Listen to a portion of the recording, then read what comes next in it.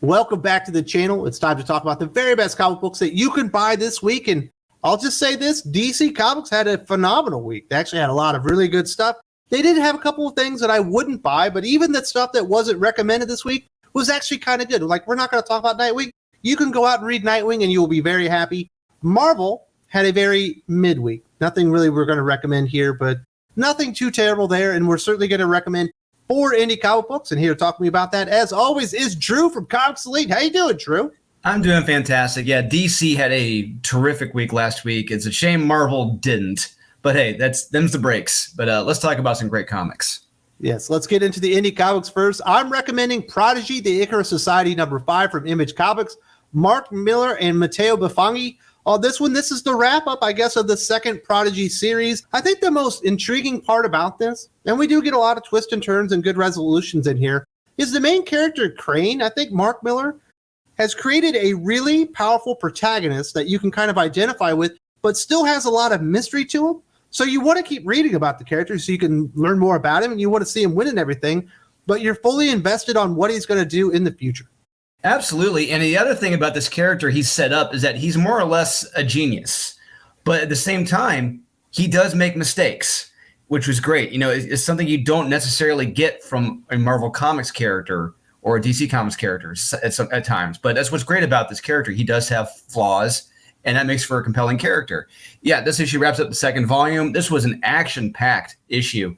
Great splash pages of action. Yeah, strong recommend. The art is terrific as well. And yeah, I can't wait for the next volume. This was just absolute fun. Yeah, he really brought it home on this one. I wasn't actually reading Prodigy until we had reviewed it. I hear a few times, and I was like, I should probably take a dip into that. I like Mark Millar. And I ended up getting through all of them, and I was very excited that I did. Really exciting stuff. I'm definitely waiting for the third volume.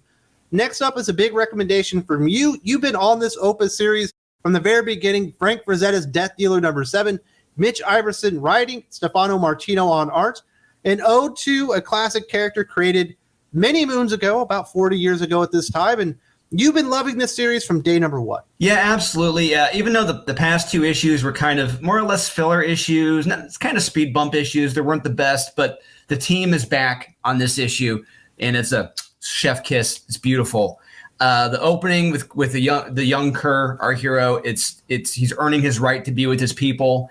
And the writer makes a decision in it that I did not see coming, but I agree with it. And sure, it sounds right for that time period. And I won't spoil what happens in this, but yeah, let's just say Kerr goes through hell in any way, shape, and form. Just encounters all different types of hells and what lives he'll never have. It's some very good stuff here with what Kerr's doing to save a child and an innocent, if you will. And yeah, the series is back to form. Terrific art, terrific pacing, dialogue. Yeah, Frank Frazetta's Death Dealer #7. Definitely check that one out if you can find it. Obviously, Opus Comics might not be in every single comic book shop out there, but it will be worth your time if you're able to go out there and find these and check out that amazing story with some amazing comic book covers. There's no doubt about that.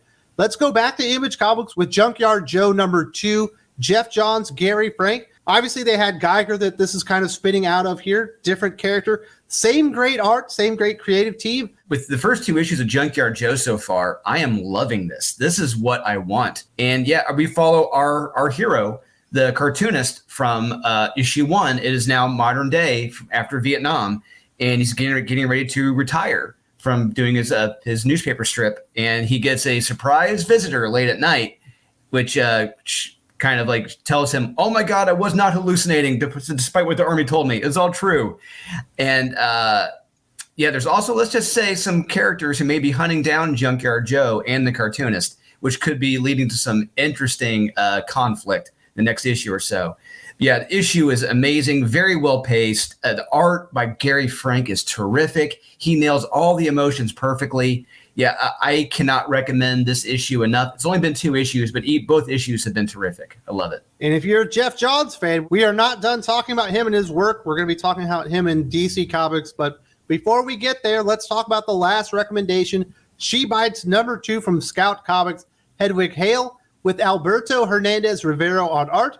This looks like something maybe that's more designed for teenage girls or something. I'm surprised you loved it. Yeah, you know, and what's interesting about this as well, we mentioned in our review, issue 1 came out back in July, and issue 2 just now came out. And I remember when issue 1 came out, it was a surprise because I was not expecting to like it. And this is when I had Sean's wife as my co-host. She liked it too. It did not disappoint at all. This issue is hysterical, violent, vulgar. You have it's a girl vampire, a female vampire who looks like an 8-year-old girl, but she's actually like 200 or 300 years old. And more or less, this is a story about her more or less making a teenage girl human more confident, kind of telling her to get her balls. It's like, what the hell are you doing with your life right now? It's hysterical. She's not afraid to drop F-bombs on her and everything, just not afraid to call her out. It's some great stuff. And like I said, it's also violent as well.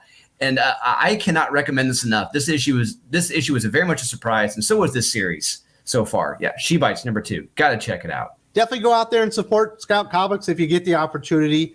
I would love to talk about a Marvel comic book here, but there just wasn't anything that I could recommend. And you felt the same way? Yeah, I felt the same way. There was nothing from Marvel I could recommend it confidently. I couldn't. I hadn't actually had nothing in my top 10 this week from Marvel. Outside of they did a reprint of Ghost Rider. It was like the first 3 issues by Howard Mackey, but that doesn't count. So. Yeah, so that's disappointing. But we do have some really good DC comics.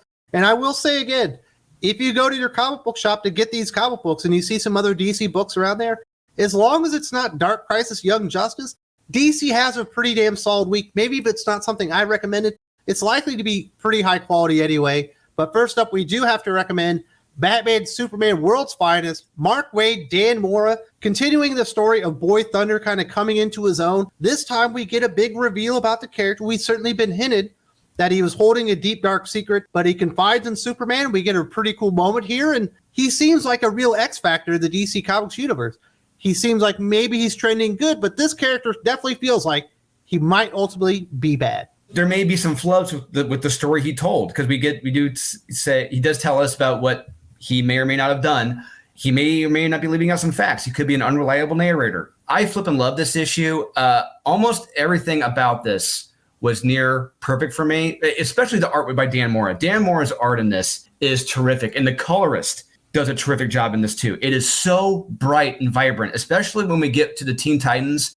He shows all the different Titans. It pops all the reds, the yellows, the blues, the primary colors. It's gorgeous. And you see our heroes smiling. Flash and Superman they're running with each other. They're smiling. It's terrific stuff. And each of the Teen Titans as well. This is another compliment from Mark Waid. The Titans talk with their own voice because each one is more or less giving their different perspective by how they were taught by their mentors, whether it's like Speedy by Green Arrow, Donna Troy by Wonder Woman, Aqualad by Aquaman. Each one's giving Boy Thunder his own a different perspective on how to be a superhero. And then later on, we get Superman kind of gets him a stern talking to, and he pretty much tells him, if you want to be my sidekick, you got to be near perfect. You cannot mess up once. And you feel bad for the kid because that's probably his first time he's ever gotten a stern talking to. And we can all relate to that. Well, most of us, at least. I can. But I cannot recommend this issue enough. It hit every note pretty much perfectly. You guys got to be reading this series. And I cannot wait for the Shazam series next year that they're both going to be working on. Should be terrific. There's also a big time cliffhanger in this one that I think will have a lot of people excited. Yes, absolutely. We're also going to recommend Flash 788, Jeremy Adams and Fernando Passarin. This feels like the best issue that they've produced maybe in the last few months. I really enjoyed this one. We do get the big reveal, and yes, the baby is coming, and Wally West is very happy.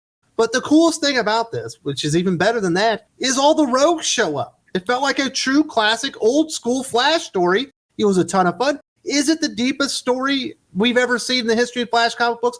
Absolutely not, but it's a fun story. It feels like Flash, and Wally West is right again. I hope people come and discover this series. If you love the Flash Rogues Gallery, which is second only to Batman and Superman, you got to check this out.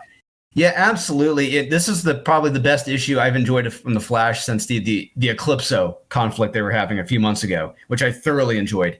And like you just said, you don't need the deepest comic to have a good time. It could just be action-packed. It could be filled with laughs.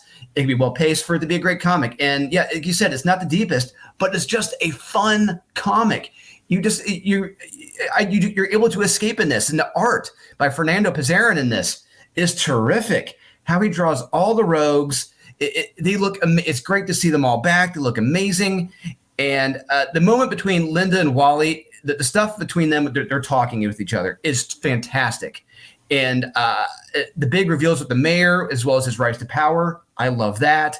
The title is back to form now. This is what I've been waiting for the last few months. If you want to read a fun DC comic, much like World's Finest, this is another one you cannot go wrong with, Flash 788. Definitely putting those two comic books basically on the same release week has been amazing, because every week this happens, you get a good DC week because you're going to get two amazing comic books at a minimum. This week we've got another one that we need to talk about. You're recommending Stargirl, The Lost Children #1, Jeff Johns, Todd Knott. Jeff Johns has big plans. He's got the JSA returning. We just had the new Golden Age come out, introduce the new characters, and it's clear that Stargirl is going to play a part in that. People love Todd Knott. The art is absolutely top flight, and a lot of people have already recommended this before it ever came out. Yeah, they did, and I was kind of recommending it too. Yeah, Todd Knott's art in this is terrific. It's great to see him on interiors. The story is pretty much Stargirl and Red Arrow investigating Dynamite and the other lost children, the sidekicks after World War II.